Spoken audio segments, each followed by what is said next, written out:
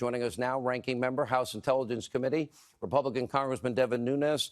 It is now inevitable, Congressman. It's not a matter of if, it is a matter of when. We have talked about 5 separate buckets. We've talked about the FISA applications, 302s, Gang of 8, exculpatory evidence, and more. Now the president is declassified. This is a game changer. And the IG report, and Mr. Durham, and John Huber, and the Attorney General. Tell us what you see unfolding and when. Well, I want to start by making sure the American people understand what Mueller did yesterday. I think you've done a pretty good job, but people also forget one important point. Mueller tried to do this victory lap. He tried to talk about the Russians that they found and the Russians that they prosecuted. I just want to remind people that the House Republicans on the Intelligence Committee had that over a year ago. And Mueller, if he's so concerned about these Russians, why did they obstruct our report from getting out? So our report's still heavily redacted, Sean. So, you know, Mueller didn't, Can none the of that president added up. I think declassify you're that? exactly right. He lit the fuse. Yeah, the president can declassify that too. And you ask about what should come first. I mean, I think the thing that should come first is, number one, we still don't even know what Mueller was supposed to be investigating. We don't have that document. We know that he's talked about conspiracy to collude. Well, when he walked in the door, he knew there was no evidence of collusion. We know that because his lead investigators said so on text message. He was so blatantly dishonest yesterday that he says, well, the Office of Legal Counsel says that you can't indict a sitting president. Well, he should have been done after day 2. He has no Russians except for the Fusion and Clinton Russians and possibly the dirty cops at the FBI's Russians. Those are the only Russians that he has that show connections to the Trump campaign. Clearly, the Clinton operation is heavily working with Russians or Russian disinformation. He didn't take time to look into any of that. And then you have this that he comes and says, well, there was no possibility to indict the president on obstruction of justice. So you just have to ask yourself, sitting back and thinking about it, what was that press conference all about yesterday? What was it? Answer your own question. It was only about one thing, and that was just to light the fuse for impeachment, because these guys are in big trouble. Another important point, let me point this out. Wait a minute. When he backed off and he had to clarify with the joint statement, what does that mean? Well, that was Barr actually being a grown-up and had to probably remind Mueller, hey, we've got you on the record 3 different times saying that you didn't have enough information or evidence to indict on obstruction. It had nothing to do with the position of the Office of Legal Counsel. But there's another important point that I think that people should remember about, and that is that you had Comey with diarrhea of the mouth yesterday in the Washington Post.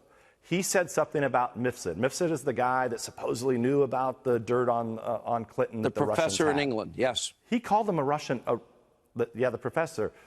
He called him a Russian asset. Now, remember, in the Mueller dossier, Mueller stopped short of calling him a Russian asset. So now the former FBI director who started this investigation can't even get in full communication with the Mueller dossier people.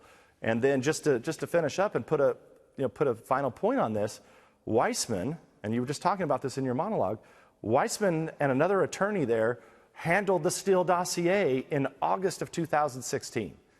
Now, are you telling me these are high-level people, Bruce Orr, Andrew Weissman, and the other attorney that worked on the Mueller dossier team? Are you telling me that in August, these guys, they're sitting there looking at this very salacious and unverified information, and not one of them sits there and says, where did this come from, Bruce? Or where did this come from? Oh, my wife's doing it. My wife's working for Fusion GPS that's working for the Democrats in the Clinton campaign. I mean, the whole thing it's laughable. But it's so serious that you have trouble. I mean, you want to laugh, but at the same time, you just hope that justice is actually served to these criminals. If you listen, though, to the Attorney General when he went before Senator Graham's committee, is he interested and wanting to get to the bottom of the FISA abuse?